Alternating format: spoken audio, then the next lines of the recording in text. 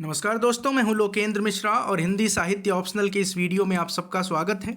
कल वाले वीडियो में हमने बात की थी मैला आंचल के बारे में और आंचलिक उपन्यास क्या है, आंचलिकता के संदर्भ में मैला आंचल कहाँ तक आगे पहुँचता है, इसके बारे में हमने बात की थी।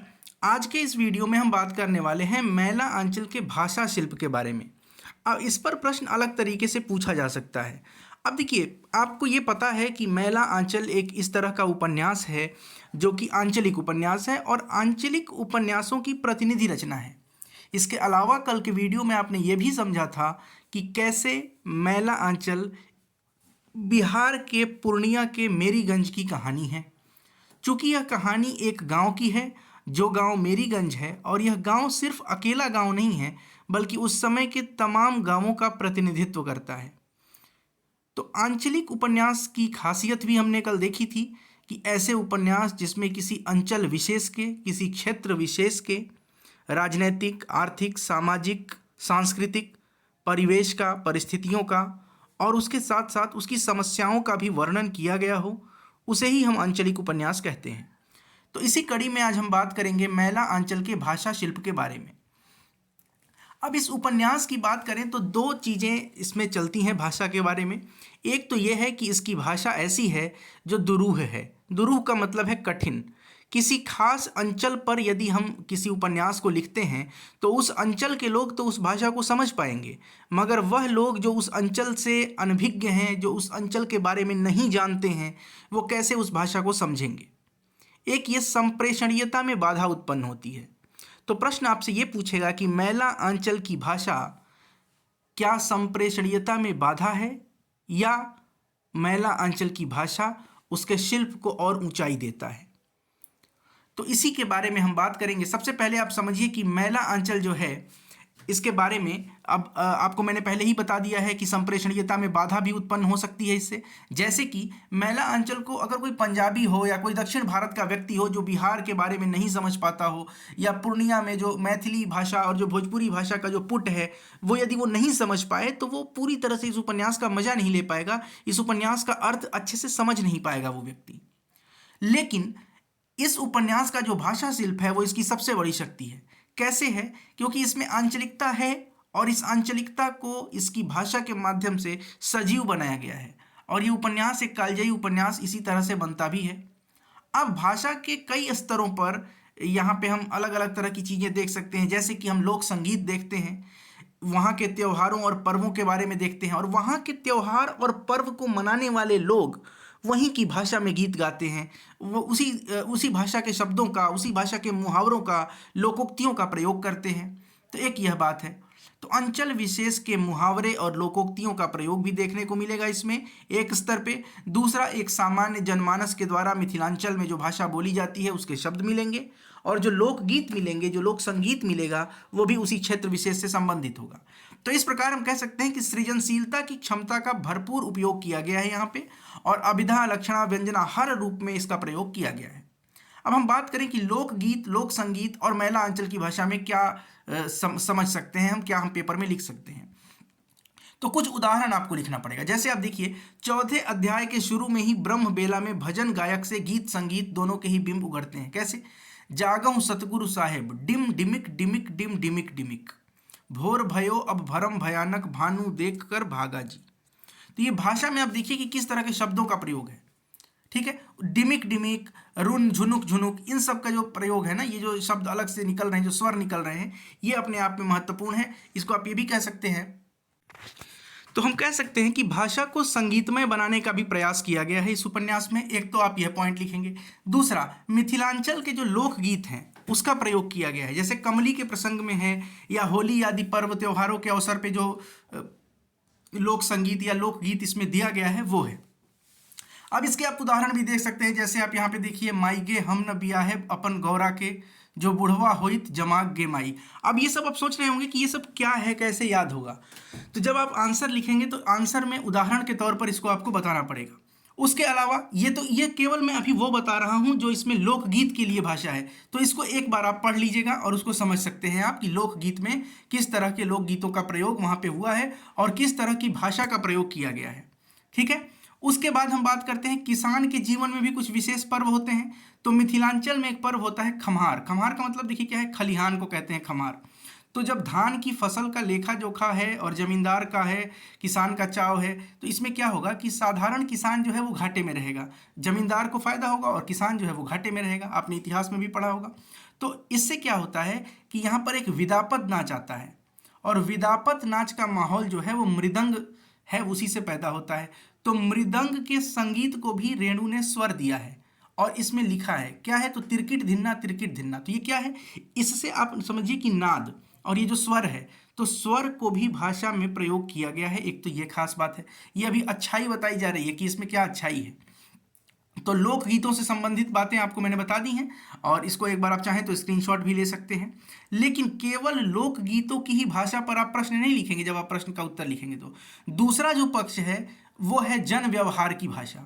तो जन व्यवहार की भाषा में क्या है कि इसमें देशज शब्दों का प्रयोग होगा, शुद्ध खड़ी बोली हिंदी के शब्दों का प्रयोग नहीं। जैसे आप उपन्यास के शुरुआत की भाषा देखिए, लिखा है मिलिट्री ने बहरा चेथरू को गिरफ्तार कर लिया है।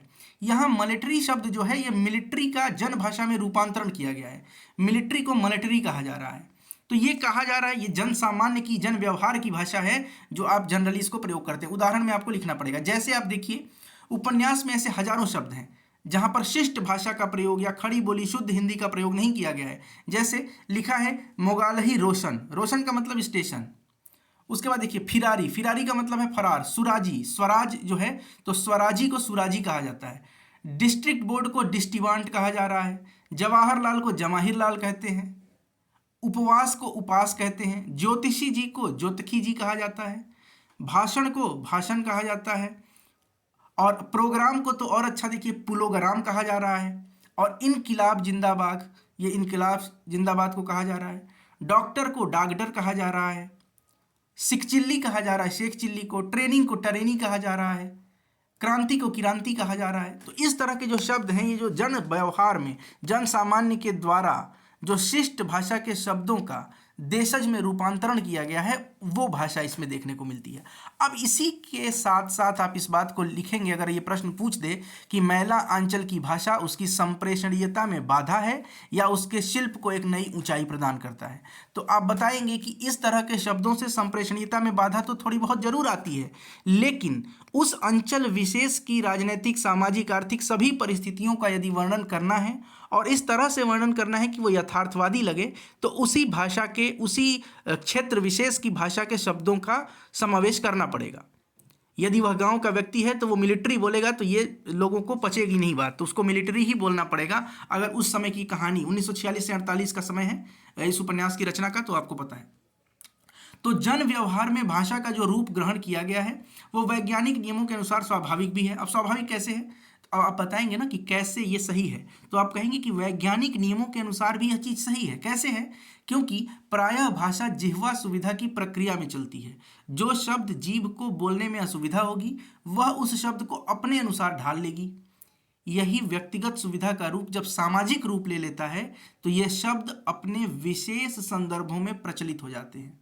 तो रेणु ने लोक के ऐसे ही शब्दों का प्रयोग किया है जो विशेष अंचल के हैं। जैसे लोमड़ी शब्द के लिए उन्होंने खेकसियारी शब्द का प्रयोग किया है ना, तो ये आपको ध्यान में रखना पड़ेगा। और मैला अंचल की रचना की सृजनात्मकता में यह बाधा नहीं पहुंचाती है। यही आपको लिखना होगा कंक्लूजन में कि जन व्यवहार की भाषा के प्रयोग से रेणु ने मैला अंचल में इस ढंग से प्रयोग किया है कि इससे रचना की सृजनात्मकता में बाधा न पड़कर रचना की जीवंतता ही बढ़ती है, ये हम बताएंगे।